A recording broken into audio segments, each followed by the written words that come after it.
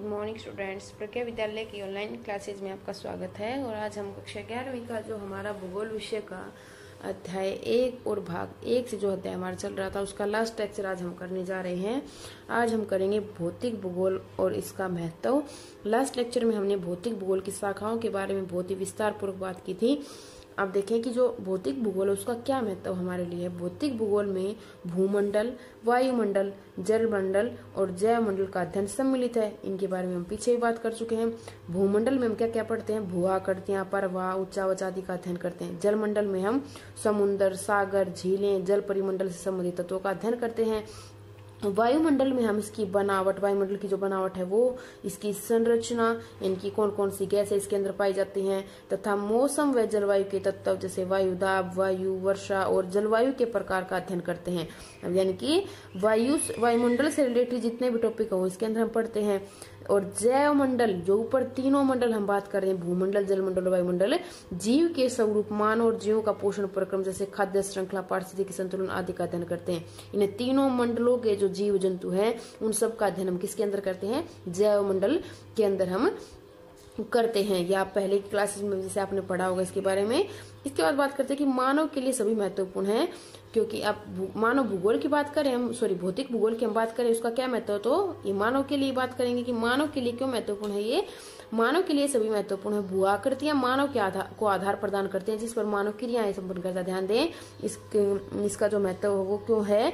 क्योंकि मानव को आधार प्रदान कौन करता है? भू आकृतियां, जिस पर मानव क्रियाएं करता है। जैसे मैदानों पर का प्रयोग हम कृषि करने के लिए करते हैं, पठारों पर जैसे हमारे वन है, खनिज संपदा है, पर्वतों पर चरागाह है, वन है, पर्यटक स्थल है, नदियां हैं, उनको जल मिलता है। तो ये सारी चीजें हमारे लिए महत्वपूर्ण है। तो अपने आप ही महत्वपूर्ण कौन हो गया? भू आकृतियां। भू आकृतियां किससे रिलेटेड है? हमारा जो भूमंडल है उसके अंदर आ जाती हैं। दूसरा बात करते हैं कि जलवायु जो विज्ञान है, वायुमंडल है वो हम क्यों पढ़ते हैं? जलवायु हमारे घरों के प्रकार, वस्त्र, भोजन को प्रभावित करती है। जलवायु का वनस्पति, पशुपालन, उद्योगों और फसल प्रतिरूप पर गंभीर प्रभाव पड़ता है। अब जिस क्षेत्र की जैसी जलवायु होगी वैसे ही तो हम कपड़े पहनेंगे, वैसा ही हम भोजन खाएंगे और उसी के अनुसार हमारी वनस्पति का जो विकास है वो होगा। हम पशु पालेंगे, उद्योग का विकास होगा और हमारी फसलें भी प्रभावित होंगी। तो इसलिए इसका भी, जलवायु का भी हमारे लिए बहुत ज्यादा महत्व है, क्योंकि इसका प्रभाव मानव पर सीधे रूप से पड़ता है। इसके बाद इसी का है तापमान तथा वर्षा। जलवायु के दो तत्व हैं, तापमान तथा वर्षा। वनों के घनत्व एवं घास प्रदेशों की गुणवत्ता सुनिश्चित करते हैं। अब आपने देखा होगा कि तापमान जिन क्षेत्रों में ज्यादा है वहां पर क्या है? घास भी कम पाए जाते हैं, वन भी कम पाए जाते हैं। वर्षा ज्यादा होगी तो वहां पर इनका सघन जाल पाया जाता है, इसलिए लोग भी वहां पर ज्यादा बसना पसंद करते हैं। चौथा आता है संसाधनों के भंडार के लिए समुद्र का अध्ययन करते हैं, या मछलियां, अन्य समुद्री भोजन तथा खनिज प्राप्त करते हैं। अब जलमंडल की बात मैंने की तो उसमें क्या पढ़ते हैं? समुद्र के बारे में जैसे पढ़ते हैं, नदियों के बारे में पढ़ते हैं, झीलों के बारे में पढ़ते हैं। तो वो हम क्यों पढ़ते हैं? क्योंकि इनसे हमें मछलियां मिलती हैं और बहुत सारे समुद्री भोज्य पदार्थ और खनिज भी हमें यहाँ से मिलते हैं, जैसे कि पेट्रोलियम है, खनिज तेल है, वो यहाँ से निकाला जाता है। अगला है मृदा। मृदा के बारे में भी हम पढ़ते हैं। मृदा एक नवीकरणीय संसाधन है जो अनेक आर्थिक क्रियाओं जैसे कृषि को प्रभावित करती है। मृदा पौधों, पशुओं और जीव मंडल के लिए आधार प्रदान करती है। यानी कि मृदा का बहुत ही महत्व किसके लिए है? मेनली तो पेड़ पौधों के लिए है और पशुओं के लिए भी इसका काफी ज्यादा महत्व है। और ये जीव मंडल का क्या है? एक आधार है ये जीव मंडल का। तो इसीलिए इन सब चीजों की वजह से, इन सब वस्तुओं के कारण हम क्या करते हैं? भौतिक भूगोल को पढ़ते हैं। इसका हमारे लिए विशेष महत्व है। भौतिक भूगोल प्राकृतिक संसाधनों के मूल्यांकन एवं प्रबंधन से संबंधित विषय के रूप में विकसित हो रहा है। इस उद्देश्य की पूर्ति हेतु भौतिक पर्यावरण तथा मानव के मध्य संबंधों को समझना आवश्यक है। अब आपने भौतिक भूगोल तो पढ़ लिया, लेकिन नेक्स्ट ईयर जब आप 12th क्लास में आएंगे तो आपको मानव भूगोल भी पढ़ना है। तो वो हम क्यों पढ़ते हैं वो भी बात कर लेते हैं यहाँ पर। भौतिक भूगोल में तो हमने क्या पढ़ा? प्राकृतिक संसाधनों की बात की। प्रकृति ने जो जो वस्तुएं हमें दी उनके बारे में हमने बात की, उनका प्रबंधन कैसे कर सकते हैं, उनका मूल्यांकन कैसे कर सकते हैं। और इन उद्देश्यों की पूर्ति के लिए भौतिक पर्यावरण मानव के मध्य संबंधों का समझना आवश्यक है। अब इन संसाधनों का विकास किसने किया? मानव ने किया। तो मानव के बारे में तो हमें जानना ही पड़ेगा। वो किसमें हम पढ़ेंगे? हमें मानव भूगोल में हम पढ़ेंगे। भौतिक पर्यावरण संसाधन प्रदान करता है एवं मानव इन संसाधनों का उपयोग करते हुए अपना आर्थिक एवं सांस्कृतिक विकास सुनिश्चित करता है। अब पर्यावरण ने जो वस्तुएं हमें दी, अगर मानव उनका सही ढंग से प्रयोग नहीं करता तो उनका कोई महत्व हमारे लिए, उनका महत्व कब है? भौतिक पर्यावरण पर्यावरण का महत्व हमारे लिए कब है, जब उनका सुनिश्चित ढंग से प्रयोग किया जाए। तकनीकी की सहायता से संसाधनों के बढ़ते उपयोग ने विश्व में पारिस्थितिकी संतुलन को बिगाड़ दिया है। इकोलॉजिकल जो सिस्टम था उसको बिगाड़ दिया। इकोलॉजिकल सिस्टम क्या होता है कि एक जीव दूसरे जीव पर निर्भर होता है, उनमें विविधता पाई जाती है। तो इस पूरे सिस्टम को किसने बिगाड़ दिया?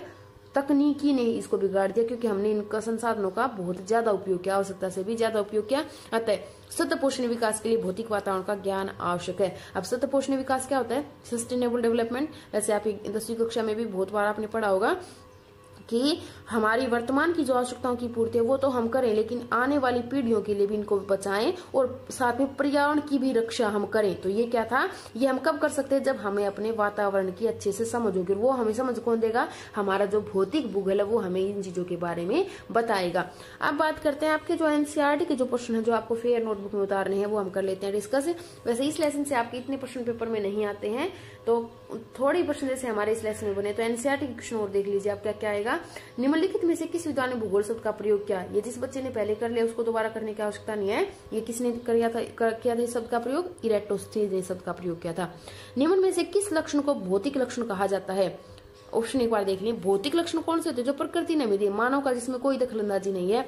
पतन बंदरगाह, मैदान, सड़क और उद्यान। अब देखें भौतिक लक्षण कौन सा आपको लग रहा है सबसे ज्यादा? इसमें आपको ख भाग मैदान जो है वो पूरी तरह से क्या है? भौतिक लक्षण है। पतन प्राकृतिक भी हो सकता है और मानव निर्मित हो सकता है। सड़क पूरी तरह से मानव निर्मित। और उद्यान, अब अगर वनों की बात करें तो वो तो भौतिक है, लेकिन उद्यान क्या है? उद्यान एक मानव निर्मित, जल उद्यान आपका ऑप्शन में दिया गया है। जल उद्यान एक मानव निर्मित तत्व है। तो इसमें आएगा आपका आंसर मैदान। नेक्स्ट आता है निम्न को सुमेल आपको करना है। अगर आपने अच्छे से प्राकृतिक विज्ञान की और जो हमारा जो भूगोल की शाखा है उनको ध्यान से अगर पढ़ा है तो आप इसको अच्छे से सुमेल कर पाएंगे। और एक डायग्राम में जैसे हमने किया था लेक्चर सेकंड में, उस डायग्राम को अगर आप देख लेंगे तो आप इनके सबके आंसर दे पाएंगे।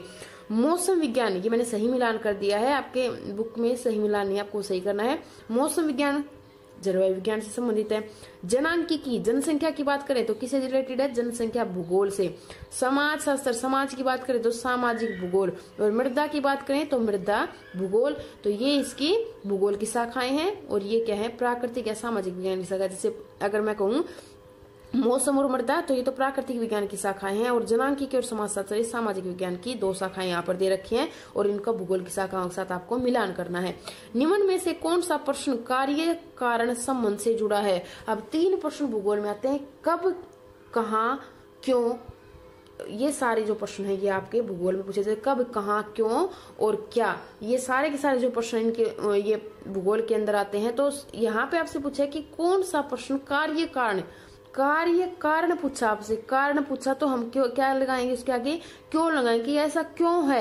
ये जो चीज है इसका जो कारण है वो क्या है, क्यों है, इस प्रकार से ये क्यों मिली हमें ये चीज। यानी कि अगर मैं कहूँ कि मैदानों वाले क्षेत्रों में जलोढ़ मृदा क्यों है तो यही कहेंगे, तो उसका कारण हमें बताना है कि क्यों ऐसा है। इसके बाद क्या का जो प्रश्न प्रतिरूप से, आगे मैं डिटेल में आपको बताऊंगी क्या है प्रतिरूप से रिलेटेड होता है, कहाँ है, वितरण से संबंधित है, उसको विस्तार से हम एक बार आगे भी करेंगे। निम्न में से कौन सा विषय कालिक संश्लेषण करता है? कालिक समय की बात करें, हम काल की बात करें। समाजशास्त्र समाज से रिलेटेड था। मानव शास्त्र मानव के बाहर से घूमता है। भूगोल पर्यावरण और मानव दोनों के संबंधों के बारे में बताता है। लेकिन इतिहास जो है वो किसकी बात करता है? समय की बात करता है, अलग अलग काल की बात करता है। यहाँ पे आपका जो आंसर रहेगा इतिहास। अब कुछ और प्रश्न आपके बचते हैं वो और आपको बता देती हूँ, एनसीईआरटी के नहीं है। कौन सा प्रश्न धरातल पर पाए जाने वाले प्राकृतिक एवं सांस्कृतिक विशेषताओं के प्रतिरूप की पहचान से जुड़ा है? क्या, अब पीछे मैंने आपको बात की थी। तो देखें आप, सबसे पहले प्रश्न आता है हमारे दिमाग में क्या है ये चीज। अगर आप किसी वस्तु को देखते हैं, किसी नई चीज को देखते हैं तो आप क्या कहेंगे? अब ये तो नहीं कहेंगे ना क्यों है ये, हम तो पहले ये उठाएंगे सवाल कि ये क्या है। तो अगर किसी वस्तु की या सांस्कृतिक या प्राकृतिक विशेषता के प्रतिरूप की पहचान करते हैं, कोई भी नई चीज आप देखते हैं तो उसका स्ट्रक्चर जब आप उसका प्रतिरूप जब आप देखते हैं तो आपके दिमाग में सवाल क्या आता है? क्या का सवाल आपके मन में आता है। इसी प्रकार कौन सा प्रश्न पृथ्वी पर भौतिक संस्कृति तत्वों के वितरण से संबंधित है? अब आपने ये तो देख लिया कि ये वस्तु क्या है, आपको समझ आ गई, लेकिन आप बात करेंगे कि कहाँ पर स्थित है पृथ्वी पर। क्योंकि भूगोल की बात करें तो हम ये तो ढूंढेंगे ना कि कोई वस्तु कहाँ पर है। तो पृथ्वी पर भौतिक सांस्कृतिक तत्वों के वितरण की अगर बात करें तो वितरण अगर आ जाता तो यानी कि जलोढ़ मृदा, फिर से ले लेते, जलोढ़ मृदा आपको पता लगी कि क्या है, कहाँ कहाँ पर है और क्यों है, वहीं पर क्यों है। तो 3 सवाल आते हैं। प्रतिरूप जहां भी आ जाए, किसी चीज को पहचानना है तो हमारा सवाल रहता है क्या है ये। और अगर उसके वितरण की बात करते हैं तो कहते हैं कहाँ। वितरण की बात करें डिस्ट्रीब्यूशन, तो डिस्ट्रीब्यूशन तो कहीं स्थान पर ही देखेंगे तो कहाँ है। और अगर हम उसकी अगर विशेषता, ये मतलब उसकी हम जो स्थिति है वो कारण है, अगर देखें कि ऐसा क्यों है, तो हमारा प्रश्न हो जाता है क्यों का, क्या, कहाँ और क्यों। ये 3 प्रश्न आपके भूगोल के अंदर आते हैं। इसके बाद आपका एनसीईआरटी के बड़े क्वेश्चन और देख लें। विद्यालय आते समय आप किन किन सांस्कृतिक लक्षणों को देखते हैं, क्या वे सभी समान है अथवा असमान है। अब मैंने थोड़ा सा शॉर्ट प्रश्न को कर दिया है।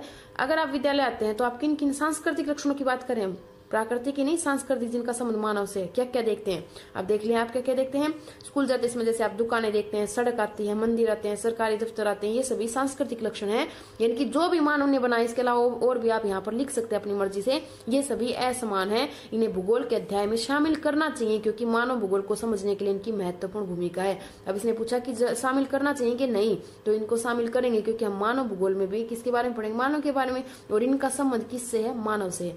दूसरा प्रश्न है पृथ्वी की आकृति टेनिस गेंद, क्रिकेट गेंद, संतरा और लौकी में से किससे मिलती जुलती है। एक और प्रश्न आपसे पूछा गया कि सीधा सा अगर मैं कहूँ कि पृथ्वी की आकृति कैसी है आप बताएं, तो आपको 4 चीजें दी यहाँ पे। आप देखें यहाँ पर जो संतरा है, संतरे से पृथ्वी की आकृति मिलती जुलती है। मैं बताती हूँ क्यों।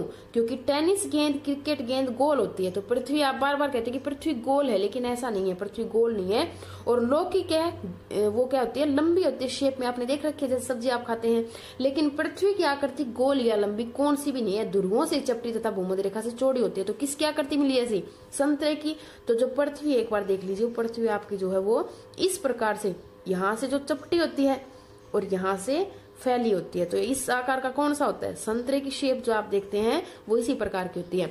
वृक्ष किस प्रकार का प्रकार पारिस्थितिकी संतुलन बनाए रखते हैं। यानी कि आपका प्रश्न है कि जो वन है या फिर पेड़ है वो किस प्रकार से हमारा इकोलॉजिकल सिस्टम को बनाए रखते हैं, पारिस्थितिकी तंत्र को हमारे को बनाए रखते हैं। तो देखिए कैसे बनाए रखते हैं ये।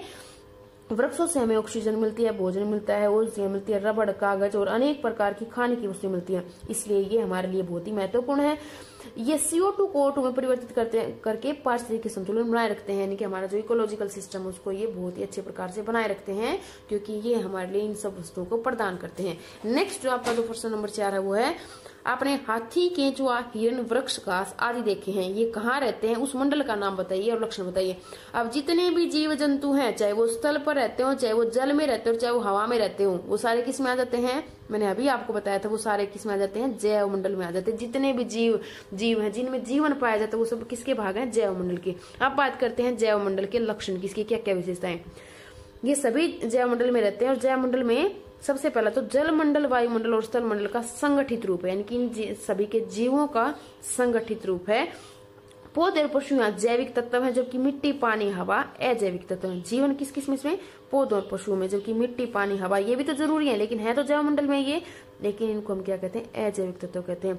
और जैव मंडल में गतिशील और स्थिर चीजें मिलती हैं। गतिशील जो एक जगह टिक कर ना रहे, जैसे जीव जंतु है, मानव है, और जबकि पेड़ पौधे और घास क्या है, एक ही जगह होती हैं। ये तो नहीं है ना कि पेड़ आज यहाँ पर कल कहीं और मिलेगा, तो ये क्या है, गतिशील वस्तुएं भी हैं और स्थिर वस्तुएं भी हैं, जैविक तत्व भी हैं और अजैविक तत्व भी हैं, और इन तीनों मंडलों का संगठित ये रूप है। ये थी इसकी विशेषताएं। आज हमारा जो ये चैप्टर था ये कंप्लीट हो गया है। आप इसको अच्छे प्रकार से नोटबुक में उतारें, अच्छे से इसको याद करें। कल हमारा नेक्स्ट जो अध्याय है वो शुरू करेंगे। Thank you, have a nice day.